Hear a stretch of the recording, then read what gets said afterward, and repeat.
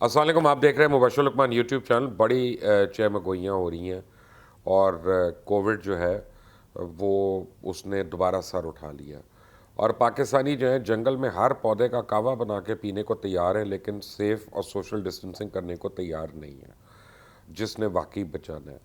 लेकिन अब वैक्सीन के बारे में बड़ी खबरें आ रही हैं। कभी आता है फाइज़र ने बना ली, कभी आता है चुगताई लैब और फाइज़र ने मिलकर कोई अरेंजमेंट कर ली, कभी आता है पाकिस्तान कर रहा है, कभी आता है कि यूएई और चाइना कर रही है। लेकिन दो तीन सवाल मुझे बड़े सिंपल हैं। एक तो ये है कि क्या वो वैक्सीन हर आदमी, आम आदमी अफोर्ड कर सकेगा और वो कब से दस्तयाब होगी। दूसरा, ये वैक्सीन प्रिवेंशन है कि जो एग्जिस्टिंग पेशेंट्स हैं उनके लिए क्योर है। अब इन सारे सवालों का जवाब तो एक ऐसा शख्स दे सकता है कि जो who's on top of things, तमाम मसाइल के ऊपर बैठे हों और वो बीमारों से भी डील कर रहे हो, बीमारी से भी डील कर रहे हो और अद्वियात से भी डील कर रहे हो। तो आज हमने अपने बड़े ही अजीज़ दोस्त को और सीनियर फ्रेंड को हमने डॉक्टर जावेद अकरम को दावत दी है। और डॉक्टर साहब जो है ना, इनका तारुफ मैं आपको क्या कराऊँ, बहुत बड़ा तारुफ है, लेकिन सरकारी टॉप हॉस्पिटल्स हों, कॉलेजेस हों, उनको रन करना, प्राइवेट प्रैक्टिसेस करना, हॉस्पिटल्स बनाना, मेडिसिन्स बनाना, पाकिस्तान में उन सबको कोऑर्डिनेट करना, बहुत ज़्यादा कंट्रीब्यूशन है इनकी। डॉक्टर साहब, thank you for coming. Thank you. अब मैं पहले ये बताएं जी, कोविड हो क्या रहा है? आपने बिल्कुल सही कहा कि देखें, अभी भी जावेद ज़हूर साहब की वाइफ के जनाजे से ही मैं आ रहा हूँ इन्ना लिल्लाहि और व अनफॉर्चुनेट है कि वो भी कोविड से उनकी डेथ हुई। अ, एक घंटे में आपका अंदाज़ा कर लें कि 4 से 5 जानें सिर्फ पाकिस्तान में जा रही हैं और ये अभी बढ़ती जा रही हैं। तो वो जो हम अपने आप को खुशकिस्मत कहते थे और सेलिब्रेट करते थे, मेरा ख्याल है उस वक्त भी मैंने आपके प्रोग्राम में नीचे वाली मंजिल पे मैंने कहा था कि there is nothing to be celebrated अभी। और ये कि लहरों वाला भी काम गलत है, ये भी गलत है कि ये सोचना कि ये ख़त्म हो गई है। कम जब कम होती है तो ये परसेप्शन दिया जाता है ख़त्म हो गई है, फिर एसओपीज़ जो थोड़े बहुत ड्राया ड्राया होता है वो ख़त्म हो जाते हैं, सेलिब्रेशन शुरू हो जाती हैं।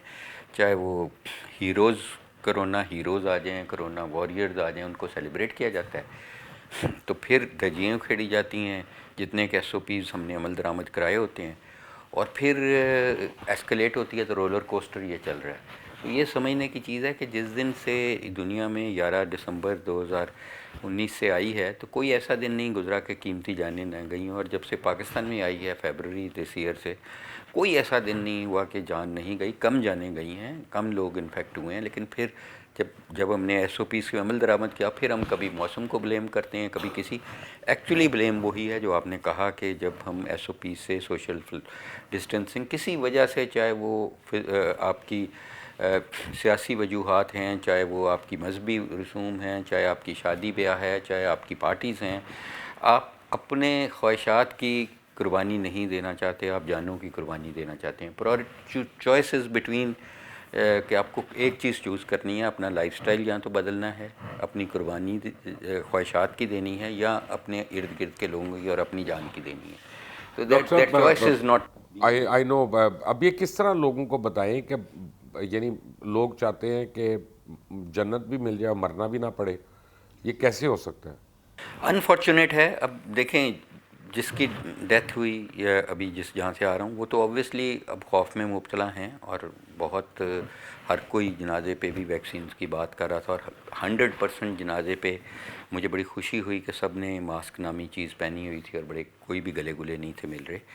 लेकिन मेरा ख्याल है कल तक ये इफ़ेक्ट ख़त्म हो जाएगा और ये समझा जाएगा कि अब हम फारगुल बाल हैं, जिसने मरना था मर गए। तो ये रोज़ की ये बात है, हम तो खैर रोज़ देखते हैं। और अनफॉर्चुनेट है कि देखें, सियासी वजूहात हैं, वो उनका अपना मौक़िफ़ है कि वो, आई डोंट नो उनको क्या आग लगी हुई है सियासतदानों को कि उन्होंने भी अभी अपनी सारी सियासत दिखानी है।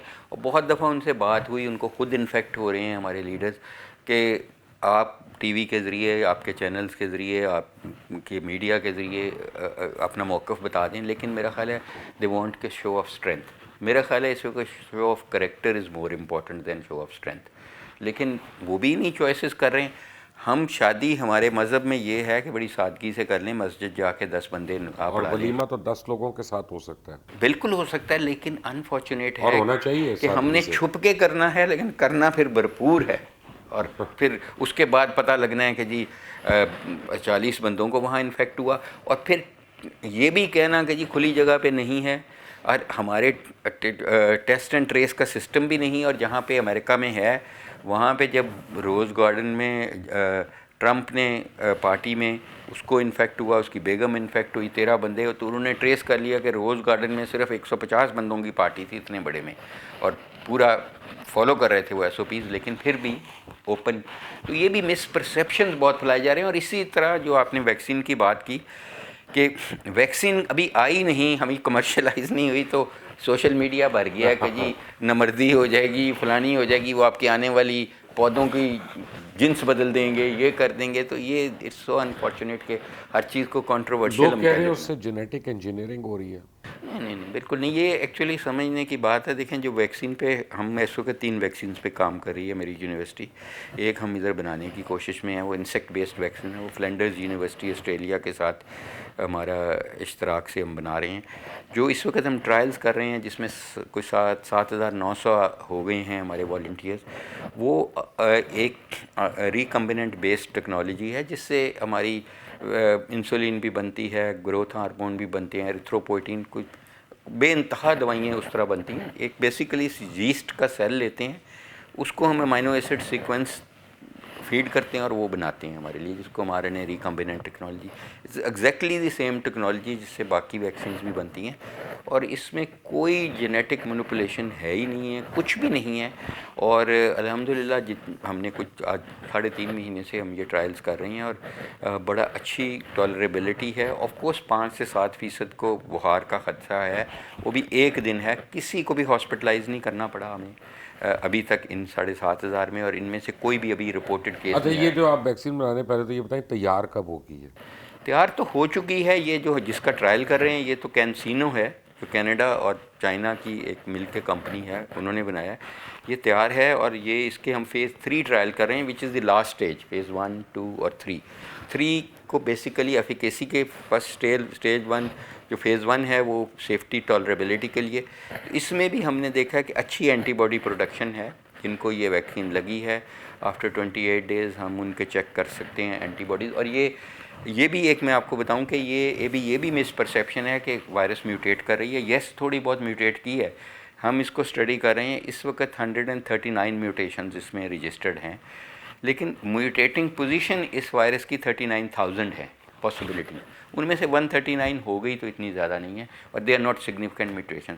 दूसरा, अगर ये म्यूटेट भी कर जाती है तो हमारी जितनी ये वैक्सीन हैं, फाइज़र की, मॉडर्ना की, और ये जो हम कैंसिनो की या सिनोफार्म जो हम टेस्ट कर रहे हैं, ये सारी एंटी स्पाइक प्रोटीन्स हैं, जो ग्लाइकोप्रोटीन्स बढ़ने से बढ़ जो रोकती नहीं, हैं। जो अगर आप वायरस आप बार बार दिखाते हो अपने, बहुत दफ़ा मैंने आपके उसमें प्रोग्राम देखे, चोंचें लगी जो होती जो हैं। चोंचें हाँ, लगी हैं, हाँ। वो चोंचों को हम स्पाइक्स कहते हैं जी। और वो चोंचें इसलिए इंपॉर्टेंट हैं कि जब ये वायरस हम इनहेल करते हैं, जब सांस के साथ अंदर ले जाते हैं, तो लंग्स में जो ACE2 रिसेप्टर्स हैं, एंजियोटेंसिन कन्वर्टिंग एंजाइम 2 रिसेप्टर्स, ये वहाँ अटैच होती है, और वहाँ से ये इंटरनलाइज होती है बॉडी में।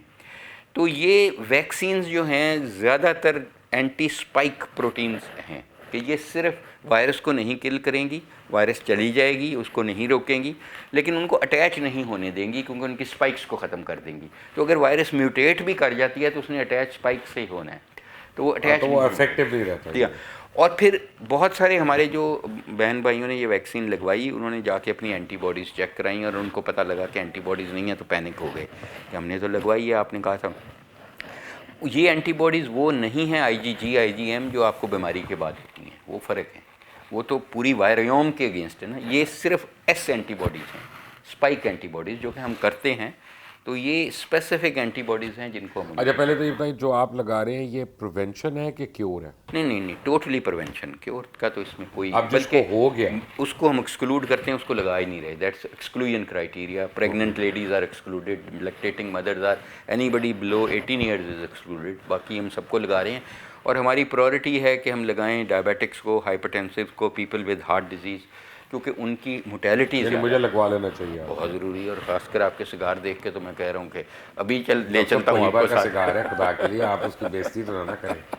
नहीं नहीं, आई नो, मैं तो बड़ा इम्प्रेस हुआ हूँ कि उसकी स्मेल से ही मुझे नशा हो गया। आप देखें सच ए गुड तोयबा का एरोमा। सिगार है तो ठीक है, कुछ तो आप शौक पूरा होने दें ज़िंदगी में।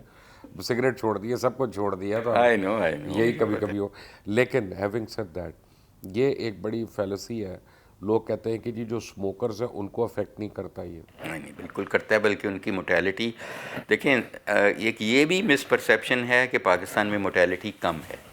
लोग कहते हैं वो अच्छे थे, कल है नहीं। 68 डेथ्स हुई हैं। वो 68, लेकिन अगर आप टोटल मोटेलिटी देखें पाकिस्तान में हुवर अराउंड कर रही है 2 to 3% इस वक्त। My God। इंडिया में भी 2% है, 2 to 3%। So we are not really, मसला ये है कि एब्सोल्यूट नंबर्स हमारे थोड़े कम हैं, इसलिए हमारी ये इंडिया में वो हज़ारों में चली जाती है, हमारी 100 में जा रही है। तो ये फ़र्क है।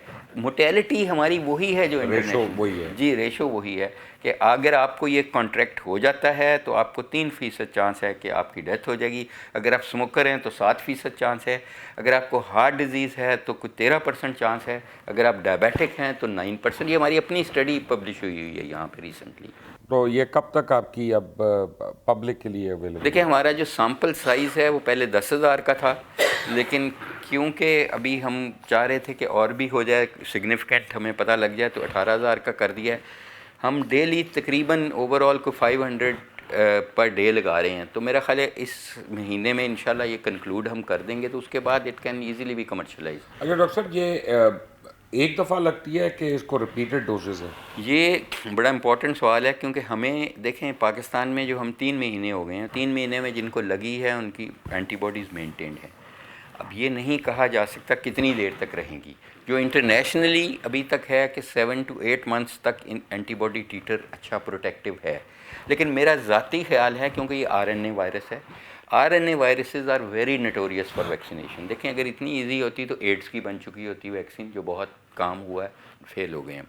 इसी तरह हेपेटाइटिस C की नहीं बन सकी। ये सब RNA वायरसेस हैं। मेरा ख्याल है कि ये आपको 9 मंथ्स to 1 ईयर तक प्रोटेक्टिव टीटर होगा, फिर आपको एक बूस्टर लगाना पड़ेगा। और हमारा ये ख्याल है कि बूस्टर वो ज़रूरी होगा। ओके, फिर उसकी ज़्यादा वल्नरेबल हो जाएगा अगर ना लगाया तो? हाँ, उस वक्त लगाना पड़ेगा, क्योंकि वो आपका जैसे जो लोग बोटॉक्स लेते हैं फिर उनको हर दफ़ा लेना ही पड़ता है। प्लस आपकी एंटीबॉडी जब फॉल करेगी उस लेवल से, प्रोटेक्टिव लेवल से, तो आपको फिर बूस्ट अप करना पड़ेगा। तो ये कहना कि सेकंड बूस्टर के बाद कब तक रहेगा, ये कहना बहुत मुश्किल है। It only time will tell. ये हमारी वेव कब तक इसको सबसाइड हो सकती देखें, जब तक आप कोई भी पॉपुलेशन की 65 to 70% पॉपुलेशन को वैक्सीनेट नहीं कर देंगे, तो that is the challenge. That is the challenge for every government. Her government इस वक्त देख रही है, क्योंकि वैक्सीन की भाई? तो तरफ। 5th लार्जेस्ट पॉपुलेशन है दुनिया में भाई। 3rd लार्जेस्ट हम बनने जा रहे हैं 2050 में, अल्लाह अनफॉर्चुनेटली। रहम करे। We will be the third most. India will become number 1. China will come down number 2, and we will be the third. With all these resources, आप इमेजिन कर लें कि क्या होगा। डायबिटीज़ कितनी होगी, ब्लड प्रेशर हर दूसरे बंदे को है इस वक्त पाकिस्तान में। तो मैं जैसे आपको कह रहा था कि इस वक्त स्ट्रगल कर रहे हैं कि कौन सी वैक्सीन कब दस्तयाब होगी, और वल्नरेबल ग्रुप्स को किन को पहले प्रायोरिटी देनी है, डॉक्टर्स को, नर्सेज़ को, फ्रंट लाइनर्स को, फिर एल्डरली को, फिर हार्ट डिजीज़ वालों को अगर मेरे से पूछें सबसे पहले लगनी चाहिए, डायबिटिक्स को, हाइपरटेंसिव्स को, फिर कॉमन। ओवर 60 से शुरू कर लेना, जितने एल्डरली क्योंकि अमेरिका में तो ये कर रहे हैं उनमें कि 70 प्लस से कर रहे हैं। जी, उनमें मोटेलिटी ज़्यादा है। लेकिन अगर आप स्मोकर हैं या हार्ट डिजीज़ है तो फिर तो at 40 risk पे है भी आपका रिस्क आपका 60 उतना से ही ही उतना ही है। Thank you very much doctor साहब। आई एम श्योर कि लोग बड़ा सीखेंगे। एक बात मैंने आपको ज़रूर कहनी है सारों को, कि ध्यान रखें कि देखें, एक सेफ डिस्टेंस है आपके, जिसमें आप एक दूसरे के साथ अगर बैठे हुए हैं कमरे में, और सर्दियों की जो वजह है ना इसके बढ़ने की, उसकी वजह ये है कि हम क्लोज्ड एनवायरनमेंट में होते हैं सर्दियों में, और कॉम्पैक्ट हम सीटिंग अरेंजमेंट में होते हैं, साथ साथ बैठे होते हैं, खिड़कियाँ बंद होती हैं, वेंटिलेशन नहीं होती है। तो वो सर्दी और गर्मी का एक फ़र्क है। अगर आपने जिसको जो एसिम्टोमेटिक है या उसको नहीं पता, लेकिन उसको या उसको वायरस है, उसने मास्क पहना और आपने नहीं पहना, तो 70% चांस है कि आपको हो जाएगा। अगर उसने भी मास्क पहना और आपने भी मास्क पहना है तो 50% चांस है कि आपको हो जाएगा। लेकिन अगर उसने भी मास्क पहना और आपने भी मास्क पहना है और दोनों में कम से कम 6 फुट का गैप है, तो 95% चांस है कि आप महफूज हैं। तो ये हिफाजत आपके अपने हाथों में है, इसका ख्याल रखें।